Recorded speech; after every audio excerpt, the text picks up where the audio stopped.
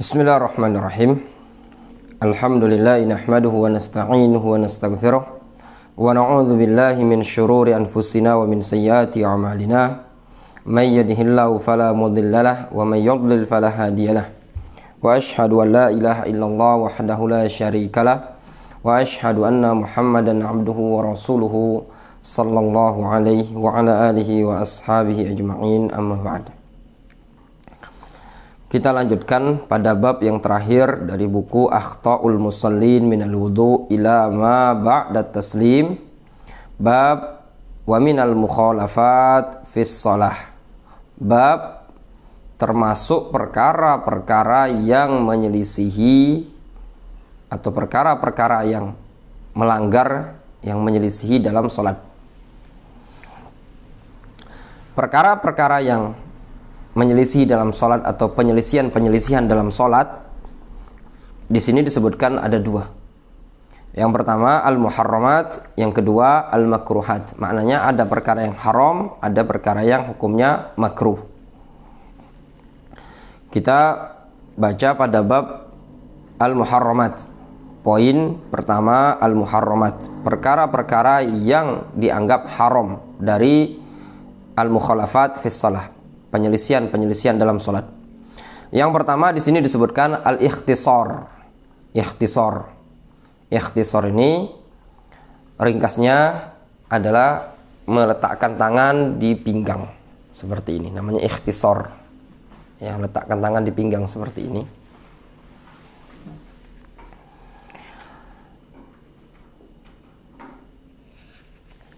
Di sini disebutkan wa ila tahrimi dzalika dzahaba adh-dhahiriyah. Adh-dhahiriyah berpendapat tentang hukumnya hal tersebut. Rajjahahu al-Imam Asy-Syaukani fi Nailil Awtar, dan juga al-Imam Asy-Syaukani menguatkan pendapat yang menyatakan hukumnya haram. Li'anna Nabiyya sallallahu alaihi wasallam naha ayyusalli ar-rajulu mukhtasiran, dikarenakan Rasul melarang seseorang itu sholat dalam keadaan mukhtasiran, meletakkan tangannya di pinggang. Hadis riwayat Bukhari dan Muslim dari sahabat Abu Hurairah dan juga dari Abdullah bin Umar dari riwayat Abu Daud. Wa fil Bukhari, disebutkan dalam riwayat Bukhari, an Aisyah menceritakan, takrahu ayyaj'alal musalli yadahu ala khasiratihi. Aisyah itu tidak menyukai orang yang salat meletakkan tangannya di bagian pinggang. Wa taqul, Aisyah mengatakan, innal yahuda taf'aluhu, sesungguhnya orang-orang Yahud melakukannya.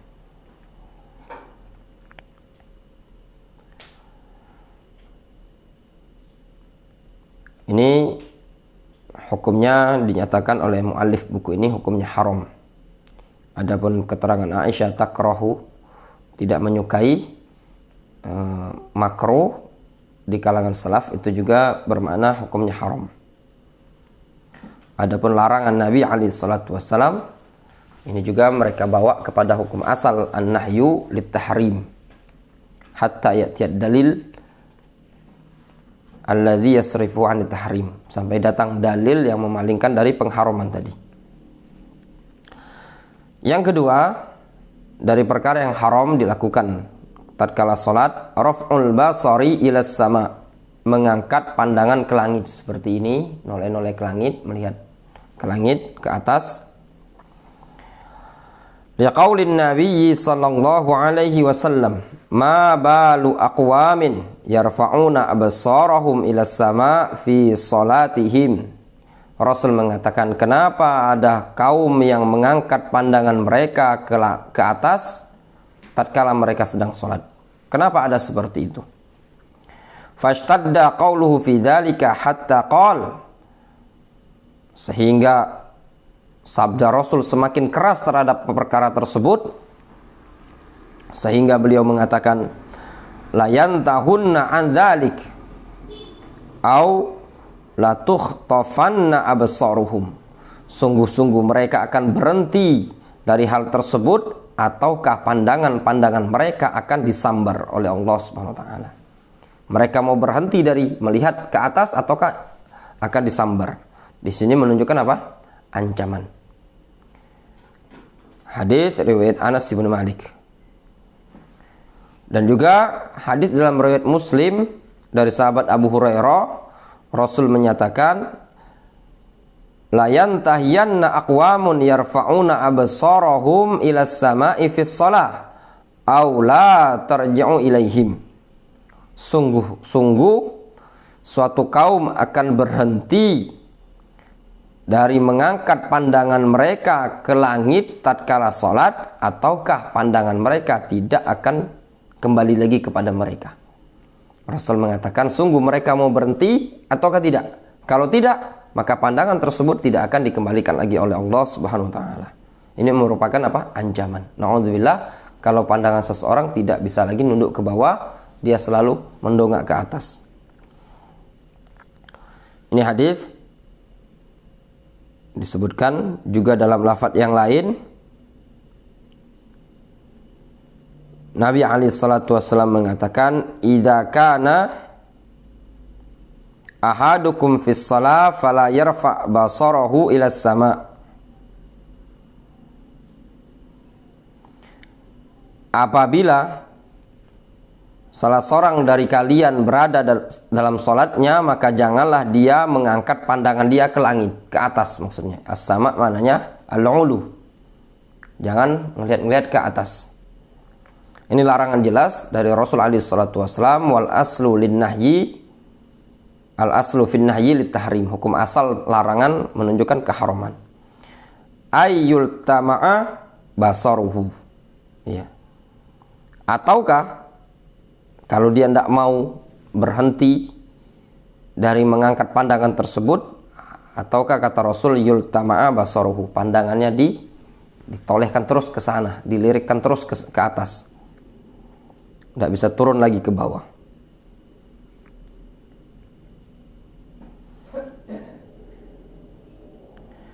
An-rajulin, ini hadis dari seorang laki-laki min ashabin Nabi sallallahu alaihi wasallam. Wa bawwaba lahu syekhuna rahimahullah taala fil Jami' as-Sahih. Syekh Muqbil menyebutkan dalam bab Al-Jami' as-Sahih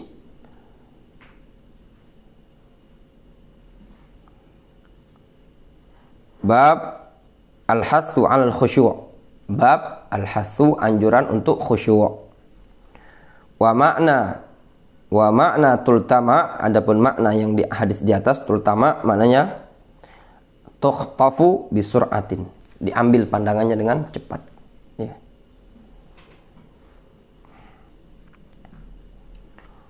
Wallahu alam, ya, bisa maknanya diambil pandangan dengan cepat tadi dibutakan oleh Allah Subhanahu wa taala sehingga tidak bisa melihat lagi, atau diambil pandangan tersebut maknanya tidak dikembalikan lagi ke bawah sehingga tidak bisa ngelihat lagi, dia selalu ngelihat ke atas sebagaimana yang disebutkan dalam hadis aula tarji'u ilaihim, ataukah pandangan tersebut tidak balik lagi ke mereka.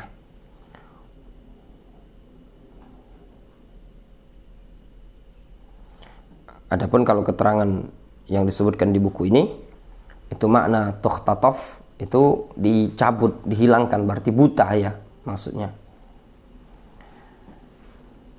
Qala al-Imam An-Nawawi rahimahullahu taala fi syarhi Muslim, berkata al-Imam An-Nawawi dalam syarah Muslim, fihi nahyu syadid wal wa'id al-akid fi dzalik.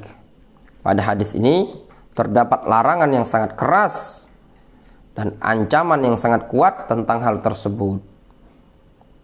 Wa qala al-Imam Asy-Syaukani fi Nailil Awtar, dan juga Asy-Syaukani menyatakan dalam Nailul Awtar, wadh-dhahir, dan yang zahir, anna raf'al basari ila sama halas salah haramun, dan yang zahir dari hukum yang ada ini bahwasannya hukum mengangkat pandangan ke atas tatkala salat hukumnya haram.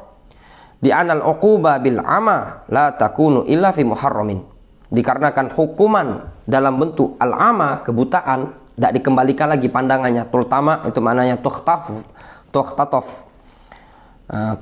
bisur'atin, dicabut dengan cepat, dihilangkan pandangannya tadi. Maknanya dia tidak balik lagi pandangannya tadi. Ya, buta.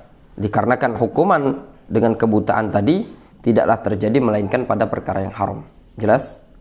Jelas sekali di sini maksud dari hadis Rasul alaihi salatu wasallam, la tarji'u ilaihim, tidak dibalikkan lagi pandangan tersebut, atau ayul tama'a basaruhu, maknanya tukhtaf, dicabut, disambar pandangan tersebut, maknanya dibutakan sehingga dia tidak bisa melihat lagi. Ini merupakan hukuman ancaman dari Allah Subhanahu wa taala. Wa qala Syekh Al-'Allamah Ibnu Utsaimin rahimahullah taala kama fi Majmu'il Fatawa. Syekh Ibnu Utsaimin menyatakan sebagaimana dalam Majmu'ul Fatawa, wa li hadza dhahaba ba'du ahli al-'ilmi ila tahrimi raf'il musalli ra'sahu ila sama au basarahu ila sama. Oleh karena inilah sebagian para ulama berpendapat tentang haramnya orang yang salat mengangkat kepala dia ke atas atau mengangkat pandangan dia ke atas. Wa huwa qaulun wajihun jiddan. Itu adalah pendapat yang sangat lurus sekali. Li'annahu la wa'ida 'ala syai'in illa wa huwa muharramun. Dikarenakan tidak ada ancaman terhadap suatu perkara melainkan perkara tersebut pasti hukumnya haram. Wa mimman dhahaba ila tahrim al-Imam As-San'ani fi Subulis Salam. Dan termasuk ulama yang berpendapat haramnya melihat ke atas tatkala sedang sholat, yaitu al-Imam As-San'ani rahimahullah ta'ala. Jelas sekali dari keterangan al-Imam Asy-Syaukani, Syekh Ibnu Utsaimin, al-Imam An-Nawawi, dan juga al-Imam As-San'ani rahimahullah ta'ala. Kemudian poin yang ketiga, kesalahan-kesalahan ketika sedang sholat. Qiraatul Quran fir ruku', membaca Al-Quran ketika ruku'. Linnahyin Nabi sallallahu alaihi wasallam an dzalik, dikarenakan larangan Nabi alaihi salatu wasallam tentang hal tersebut. Wa qauluhu, Rasul mengatakan, ala ketahuilah, wa inni nuhitu an aqra'al Quran raki'an aw sajidan. Rasul mengatakan, ketahuilah sesungguhnya aku dilarang untuk membaca Al-Quran ketika aku sedang ruku ataupun sedang sujud. Hadis riwayat Muslim dari Abdullah bin Abbas. Wa ila tahrim zahaba aktsaru ahli ilmi. Mayoritas para ulama berpendapat haramnya hal tersebut. Bisa dilihat dalam kitab Fathul Bari Ibnu Rajab. Wal hadis dalilun aidan ala tahrimi qiraatil Quran halar ruku'i was sujud. Dalil ini menunjukkan keharaman membaca Al-Quran ketika ruku' dan sujud. Dari sisi Rasul mengatakan, aku dilarang untuk membaca Al-Quran ketika ruku' dan sujud. Yang namanya dilarang, hukum asal adalah haram. Sebagaimana disebutkan dalam kitab Subulus Salam. Wa mimma yu'akkidu dzalik, dan diantara perkara yang menekankan hal tersebut, hadits Ali bin Abi Thalib. Hadits Ali bin Abi Thalib dalam Sahih Muslim. Ali bin Abi Thalib radhiyallahu anhu, beliau mengatakan, nahani Rasulullah sallallahu alaihi wasallam an aqra'al Qur'ana raki'an aw sajidan. Rasulullah SAW melarang aku membaca Al-Quran ketika aku sedang ruku atau ketika aku sedang sujud. Ini Rasul melarang Ali bin Abi Thalib. Kalau tadi Rasul mengatakan aku dilarang. Siapa yang melarang? Yaitu Allah Subhanahu wa ta'ala. Qala Al-Hafidh Ibnu Abdul Bar, berkata Al-Imam Al-Hafidh Abu Umar Ibnu Abdul Bar fil Istidhkar, dalam kitab Al-Istidhkar. Wa amma qiraatul Qur'ani fir ruku', adapun membaca Al-Qur'an ketika ruku', fa jami'ul ulama ala anna dzalika la yajuz. Maka mayoritas para ulama mereka mengatakan bahwasannya hal tersebut tidak diperbolehkan. Imtithalan li hadithi hadzal bab, sebagai bentuk pengamalan terhadap hadis pada bab ini. Bisa dilihat juga dalam kitab At-Tamhid. Kemudian poin yang keempat, perkara yang dilarang dan hukumnya haram ketika sedang sholat, qiraatul Qur'ani fi sujud, baca Al-Qur'an ketika sujud. Keterangannya tadi sama berdasarkan keterangan yang kita sebutkan tadi, hadis ketika ruku dan sujud. Kemudian yang kelima, perkara yang hukumnya haram dilakukan ketika sedang sholat, al-isyarah bil yadain inda taslim. Memberikan isyarat dengan kedua tangan ini ketika salam. Isyarat itu misalkan buka telapak tangan. Ketika salam kanan, assalamualaikum warahmatullahi, dia buka. Assalamualaikum warahmatullahi, dia buka. Disebutkan dalam hadis dari Jabir bin Samurah, dia menceritakan, kunna idza shallaina ma'a Rasulillah sallallahu alaihi wasallam qulna assalamualaikum warahmatullahi, assalamualaikum warahmatullahi. Dulu tatkala kami salat bersama Rasulullah SAW, kami mengucapkan assalamualaikum warahmatullahi, assalamualaikum warahmatullahi, wa asyara biyadihi ilal janibain, dan sambil mengisyaratkan dengan tangannya ini tadi, orang yang salat tadi mengisyaratkan dengan tangannya ke dua sisi tadi, ke kanan dan juga ke kiri. Biasanya di masyarakat awam ketika tangannya dia mengucapkan salam assalamualaikum warahmatullahi, dia buka gini, assalamualaikum warahmatullahi, dia buka juga kiri. Faqala Rasulullah SAW, lalu Rasulullah SAW berkata, alama, atas dasar apa, tumi'una bi aidiakum, alama, atas dasar apa kalian memberikan isyarat bi aidikum dengan tangan kalian tersebut, ka'annaha adnabu khailin syumsin, seakan-akan mirip ekor kuda yang gerak-gerak. Innama yakfi ahadakum ayyadha'a yadahu ala fakhidhi, sesungguhnya cukup bagi salah seorang di antara kalian, yaitu dengan cara dia meletakkan tangannya di atas pahanya. Tsumma yusallimu ala akhihi, kemudian dia mengucapkan salam ke kawannya, man ala yaminihi wa shimalihi, yaitu orang-orang yang ada di kanan dia dan di kiri dia tatkala salat. Disebutkan dalam riwayat yang lain, ketika Rasul melihat orang-orang yang salamnya membuka telapak tangannya kanan dan kiri, Rasul mengatakan, ma sya'nukum, kenapa kalian seperti ini? Tushiruna bi aidikum ka'anha adnabu khailin syumsin. Kenapa kalian ini memberikan isyarat dengan tangan-tangan kalian seakan-akan mirip ekor kuda yang gerak-gerak?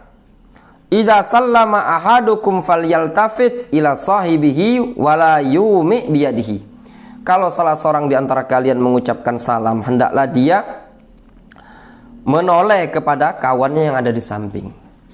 Assalamualaikum warahmatullahi. Kemudian assalamualaikum warahmatullahi wala yumi biyadihi, dan tidak perlu gerak-gerakkan telapak tangan ini tadi. Qala al-Imam An-Nawawi fi Syarh Muslim, berkata Imam An-Nawawi, qauluhu ka'annaha adnabu khailin syumsin, tangan tersebut mirip dengan ekor-ekor kuda yang gerak-gerak.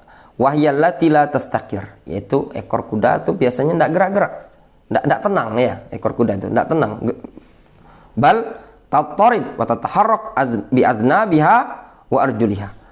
Bahkan biasanya kuda itu ekornya gerak-gerak, ya, dengan gerak-gerakkan ekornya, kakinya gitu loh. Itu hukumnya haram. Ada larangan dari Nabi SAW. Bahkan diserupakan dengan ekor hewan. Ini menunjukkan perkara tersebut adalah perkara yang hukumnya haram dalam syariat. Kemudian poin yang berikutnya, poin ke-6 dari perkara yang hukumnya haram untuk dilakukan tatkala salat adalah al-busaq tujahal kiblah, berludah ke arah kiblat tatkala sedang salat. Dia sedang salat, dia meludah ke arah kiblat. Ini tidak diperbolehkan. Berdasarkan sabda Rasulullah SAW, fa inna ahadakum idza qama yusalli fa inna Allah tabaraka wa ta'ala qibala wajhihi. Kata Rasul, sesungguhnya salah seorang dari kalian tatkala dia sedang sholat, sesungguhnya Allah berada di hadapan dia. Fala yabsuqanna qibala wajhihi, maka janganlah dia berludah ke arah depan. Wala an yaminihi, jangan pula ke arah kanan. Wal yabsuq an yasarihi, namun kalau mau ludah, ludah ke kiri kalau memang butuh untuk berludah seperti berdahak, batuk dan yang lainnya. Tahta rijlihil yusra, di bawah kaki sebelah kirinya tadi. Fa in ajilat bihi badiratun falyaqul bi thawbihi hakadha. Fa in ajilat bihi badirah, kalau memang sudah terlanjur, terpaksa, ya, terburu-buru, terlanjur memuntahkan ludahnya tadi, falyaqul bi thawbihi hakadha, hendaklah dia lakukan dengan bajunya seperti ini. Falyaqul itu maknanya falyaf'al, hendaklah dia lakukan dengan bajunya seperti ini. Tsumma tawa thawbahu ba'dahu ala ba'din, kemudian Rasul melipat kain bajunya tadi sebagiannya dengan sebagian yang lain. Jelas sekali ya.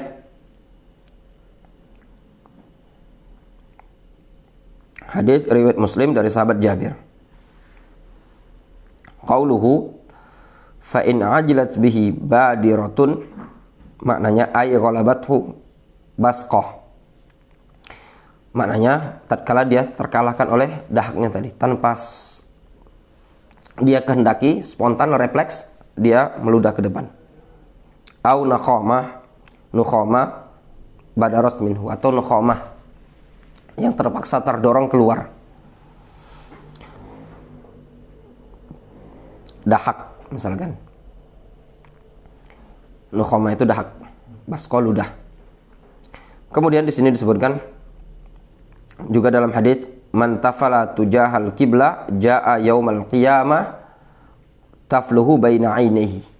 Rasul menyebutkan dalam hadis dari sahabat Hudzaifah riwayat Abu Daud, berkata Rasul, barang siapa yang berludah ke arah kiblat ketika dia sedang sholat, maka nanti pada hari kiamat dia akan datang di hadapan Allah Subhanahu wa taala dalam keadaan ludah tersebut ditempelkan di dua pelupuk matanya dia, diletakkan di antara kedua pelupuk mata. Untuk hadis yang riwayat Abu Daud ini, sebagian para ulama memahami umum. Umum itu seperti Syekh Al-Albani, beliau mengatakan umum, sehingga tidak boleh, kata beliau, berludah ke arah kiblat, baik dalam sholat ataupun di luar sholat. Namun sebagian para ulama mereka mengatakan maksud hadis larangan berludah ke arah kiblat nanti pada hari kiamat, diletakkan ludah tersebut di antara kedua matanya, itu larangan berkaitan dalam sholat, bukan di luar sholat. Wal afdal, di luar sholat jangan berludah ke arah kiblat. Qala al-Hafidz Ibnu Hajar fil Fath, berkata al-Hafidz Ibnu Hajar dalam Fathul Bari, fa inna Allah tabaraka wa ta'ala qibala wajhihi, sesungguhnya Allah Subhanahu wa taala berada di hadapan dia. Wa hadza ta'lil yadullu ala anna al-buzaq fil qiblah haram. Kata Al-Hafidz Ibnu Hajar, sabda Rasul sesungguhnya Allah berada di arah kiblat, di arah wajah kalian, ini adalah alasan yang menunjukkan bahwasannya berludah ke arah kiblat hukumnya haram. Kenapa? Karena disebut di situ ada Allah Subhanahu wa taala di hadapan kita. Dan ini sesuai dengan keagungan sifat yang layak bagi Allah Subhanahu wa taala. Sama semakna kita. Engkau jangan berludah ke depan, karena di depanmu ada orang tuamu. Menunjukkan apa? Sebagai bentuk larangan penghormatan terhadap orang yang ada di depan kita. Ketika kita sedang sholat, di situ Allah Subhanahu wa taala berada di hadapan kita dalam keadaan Allah Subhanahu wa taala tetap berada di ketinggian. Dan itu tidak ada pertentangan, dikarenakan Allah Subhanahu wa taala Maha besar. Fa'amma, kata beliau, kata Al-Hafidz, wa sawa'un kana fil masjidi amla wala siyama minal musalli. sama saja, baik dia dalam masjid ataupun di luar masjid, tetap tidak boleh ya. Misalkan sholat di rumah juga tidak boleh meludah ke arah kiblat. Terlebih lagi dari seorang yang sedang sholat, itu tidak diperbolehkan. Di sini ada tanbih. Qala al-Hafidz Ibnu Rajab fi Fathul Bari, berkata al-Hafidz Ibnu Rajab dalam Fathul Bari. Jadi ada Ibnu Hajar punya kitab Fathul Bari, Ibnu Rajab juga punya kitab namanya Fathul Bari. Kata Ibnu Rajab, wa inna ma yukrahul busaqu ilal qibla fis shalah aw fil masjidi. Sesungguhnya tidak disukai berludah ke arah kiblat baik sedang sholat atau di dalam masjid. Fa amma man basaqa ilal qibla fi ghairi masjidin. Adapun orang yang berludah ke arah kiblat di luar masjid, fala yukrahu lahu dzalik, maka tidak dimakruhkan. Wa muraduhu bil karaha huna karahatu tahrim. Namun yang dimaksud dengan makruh di sini adalah makruh tahrim. Maksud dari Al-Hafidz Ibnu Rajab menyatakan dimakruhkan berludah ke arah kiblat ketika sholat, au fil masjidi, atau berludah ya, ke arah kiblat ketika dalam masjid.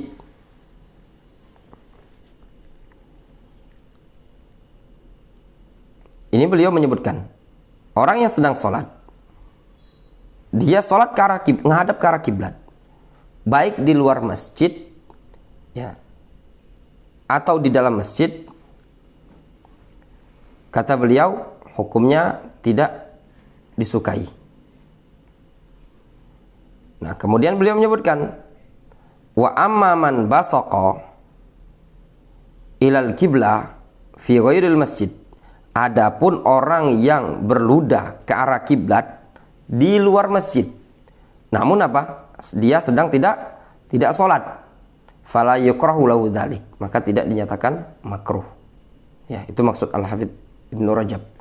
Maksudnya, kalau sedang sholat, baik dalam masjid ataupun di luar masjid, itu tidak diperbolehkan. Hukumnya dimakruhkan, maknanya diharamkan. Adapun kalau sedang tidak sholat, maka tidak diharamkan. Wallahu ta'ala a'lamu bissawab. Selesai berkaitan dengan bab perkara-perkara yang haram dilakukan dalam sholat. Adapun perkara-perkara yang makruh, insya Allah kita lanjutkan pada pertemuan yang berikutnya. Naktafi bihadzal qadar.